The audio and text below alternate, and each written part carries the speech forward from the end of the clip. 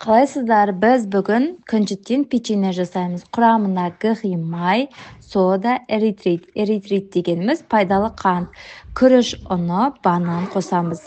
Ең алдымен күнжітті қызартып қуырып аламыз. Үлкендеу ыдысқа қызарған күнжітімізді салып, банан, қант, май, сода, күріш үнін салып араластырамыз. Қоймалжың етіп тесті дайындап, кішкентай дөңгелектерге бөліп, пермаментпен қағазға салып, үстін басып, әдемі қалыпқа келтіреміз. Қызып тұрған пешке салып, қызартып, пісіріп аламыз. Әрі кетсе 20 минутта піседі. Күнжіттің печеньесі өте дәмді болып шығады. Күнжіт іш қату, гастрит, асқазан ауруларына жақсы көмектеседі. Құрамына А, В, С дәрумендеріне бай. Дүкен сөрелерінен зиянды печенье алғанша осындай пайдалы печенье жасайық. Ас болсын.